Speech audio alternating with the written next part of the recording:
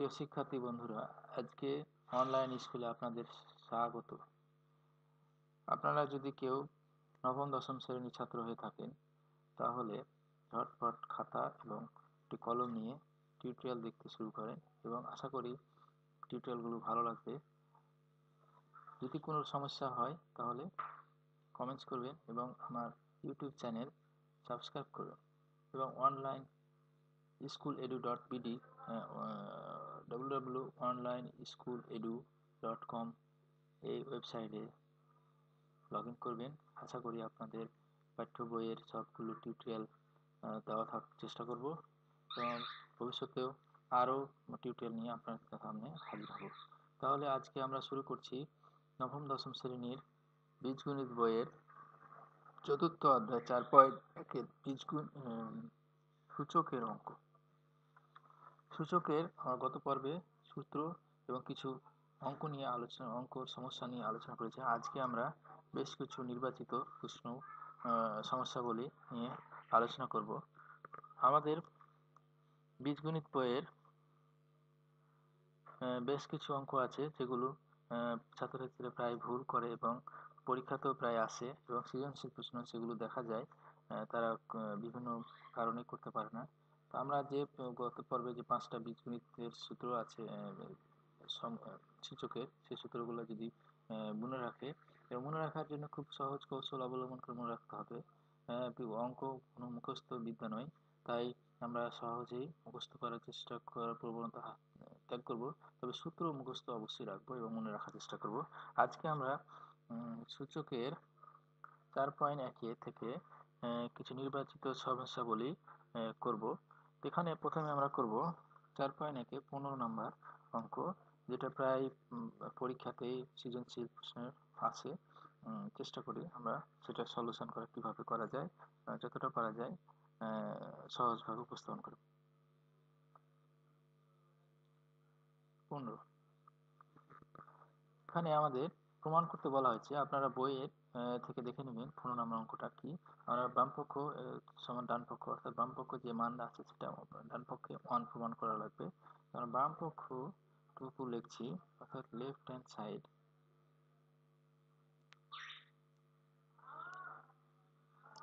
Side সমান, left hand সাইডটা হচ্ছে x power a by x power b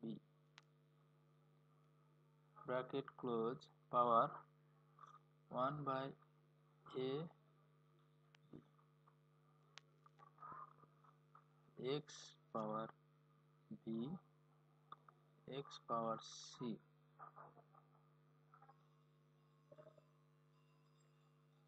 1 by bc x power c x power a power c 1 by ca। এই হলো আমাদের অঙ্ক।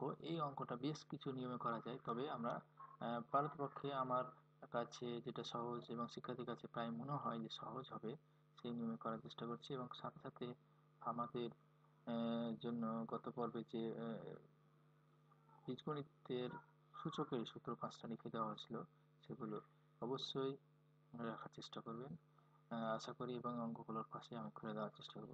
প্রথমে আমরা যে সূত্রটা অ্যাপ্লাই করব, এরকম একটা সূত্র আমরা মুখস্থ করেছিলাম, a power m by a power n, অর্থাৎ a পাওয়ার কোনো সংখ্যার উপরে পাওয়ার যদি m হয় আর সেটা যদি আবার নিচে a পাওয়ার n হয়, তাহলে কি হবে, পাওয়ারগুলো কি হবে, বিয়োগ হয়, অর্থাৎ a power m minus n।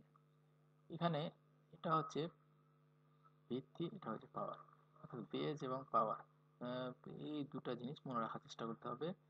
এটার উপর ভিত্তি করে পাওয়ারগুলো একের গুণিত কত হয় সেটা হিসাব করে বসানো হচ্ছে। তো সূত্রটা হচ্ছে এরকম যে a power m by a power n যদি হয়, তাহলে কি হবে, a সমান হবে a হচ্ছে m মাইনাস n, পাওয়ার যতগুলো থাকে সেটা বিয়োগ হয়ে যাবে। যেমন এরকম থাকে, যেমন ধরেন পাওয়ার 7, যেটা আমরা খুব হরহামেশাই করে থাকি, এ পাওয়ার 2। তাহলে কি হবে? আমরা অটোমেটিক ভাবে বলি যে উপরে 7টা আছে পাওয়ার এ আর নিচে 2টা, তাহলে কি হবে 5a। এটা কিন্তু সূচকের নিয়ম অনুযায়ী আমরা যদি খুব সূচকের এই সূত্র অ্যাপ্লাই করে করি তাহলে কি 7 - 2। তাহলে কি হবে 7 থেকে 2 বাদ দিলে যেটা হয় আমরা মুখোমুখি যেটা সাধারণত করে থাকি যে 5 পাওয়ার 5, এই তো নিয়ম। তো এই সূত্রটা আমরা অ্যাপ্লাই করব, অর্থাৎ এখানে যে সূত্রটা আছে আমরা প্রয়োগ করব এই সূত্রটা। তো লেখা যাক x a মাইনাস b, অর্থাৎ পাওয়ার m পাওয়ার n, তাহলে a মাইনাস b। উপরে যা পাওয়ার আছে সেটা আমরা ঠিক একই অবস্থায় রেখে দেবো 1/a b। নিচে তারপরে পাওয়ার b minus c 1/b c power c minus a power 1/c আমাদের c। এখন আমরা কি করব? এখানে আমরা বীজগণিতের একটা আরেকটা সূত্র মনে রাখা সহজ বা মনে রাখা দরকার যে একাধিক সংখ্যা যদি পাওয়ার সূচক একটি সংখ্যার উপর একাধিক পাওয়ার হয়, অর্থাৎ এরকম সূত্র ছিল a power m power n। আমরা গত পর্বে আপনাদের জন্য গত টিউটোরিয়াল দিয়েছিলাম a power m power n সমান যদি হয় তাহলে কি হবে a পাওয়ার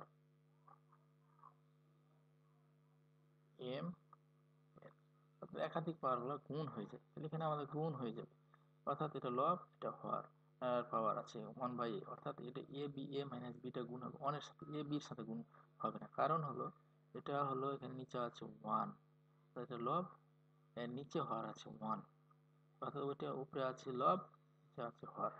অনুরূপভাবে এখানেও একই অবস্থা হবে, তাহলে আমরা লিখতে পারি এটা x a minus b by ab। এখানে শিক্ষার্থী বন্ধুদের সবাইকে উদ্দেশ্যে বলছি যে এখানে আমরা যে পাওয়ারটা লিখবো সেটা যেন অবশ্যই এই বেজ এক্স এর চাইতে একটু ছোট হয় এবং পাওয়ারটা এটা যাতে সাথে সাথে লেখা না হয়, উপরে অবশ্যই কোণাতে লেখা থাকে। আমরা এখানে ইনটু দেবো অথবা ব্র্যাকেট দিতে হয়, তো আমরা এখানে ইনটু দিয়ে রাখবো। তারপরে আমরা লিখবো এক্স, একটু বড় করে লিখবো আমরা এটা, তাহলে আমার মনে হবে ভালো হবে, B minus C by BC.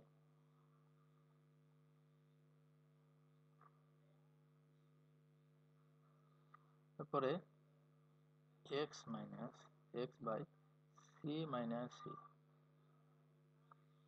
By C.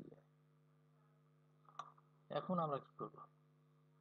গুণ করলাম। এখন আমরা একাধিক সংখ্যা x x x পাওয়ার m n z, অর্থাৎ একাধিক যদি পাওয়ার হয় তাহলে কি পাওয়ারগুলো যোগ হয়।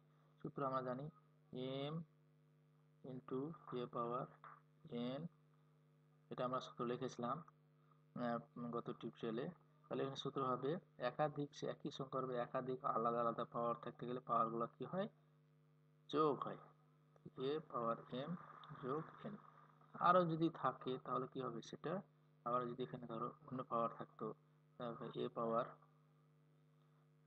7 সাপোজ, তাহলে কি হতো a পাওয়ার এখানে m n যোগ 7 হতো, যেমন এখানে 7 আর 7 যোগ হতো। তাহলে এটি সবগুলো আমাদের এখানে যোগ হবে x power a minus b by ab যোগ b minus c by b minus c bc যোগ c minus a by ca সমান এটুকু। সাপোজ এটা কিছুই নাই, তাহলে এটুকু বীজগণিতের যোগ, আমরা এটুকু সম্পূর্ণ লসাগু করব, যা হয় লসাগু করতে যে এটা আমরা লিখবো লসাগু হবে a b c তাহলে এ বি সি এখানে ভাগ করলে থাকছে সি, তাহলে সি দ্বারা উপরের যে সংখ্যা আছে লব, এই লব দ্বারা গুণ সি দ্বারা, তাহলে আমরা লিখবো সি এ মাইনাস বিসি যোগ, আবার এটাকে আমরা ভাগ দিব বিসি দ্বারা, তাহলে থাকছে এ, এ এখান থেকে আমাদের কাছে বিসি বাই বিসি ভাগ দিলে থাকছে এ, তাহলে এ দ্বারা লবটা গুণ হবে, তাহলে এ বি মাইনাস সি এ যোগ সি এ থাকছে, তাহলে বি থাকছে এখানে, তাহলে বি দ্বারা গুণ B C minus A B, আমরা বাড়িয়ে দেব। এখানে লক্ষ্য করার একটা বিষয় যে মাইনাস এ বি এখানে আছে plus A B, minus C এ এখানে আছে প্লাস সি, এখানে মাইনাস বিসি এখানে আছে প্লাস বিসি, অর্থাৎ সবগুলো কেটে গেছে। কেটে গেলে আমাদের যা হয় 0/0/a b বিসি, অর্থাৎ কোনো সংখ্যা 0 দিয়ে গুণ ভাগ করলে কি হয়, এটা আমরা প্রায় জানা থাকার কথা, সেটা হবে 0। আর পাওয়ার 0 সমান আমাদের জানা সূত্র থেকে জানি যে 1।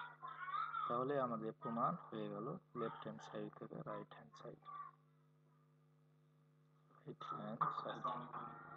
Right hand side. আপনাদের সকলকে ধন্যবাদ আমার টিউটোরিয়াল দেখার জন্য, এবং আমাদের website www.onlineschool.edu.com A log in করবেন, এবং পরবর্তী টিউটোরিয়ালগুলো দেখার জন্য আপনাদের অনুরোধ রইল। আশা করি আপনাদের সাথে পাবো। ধন্যবাদ।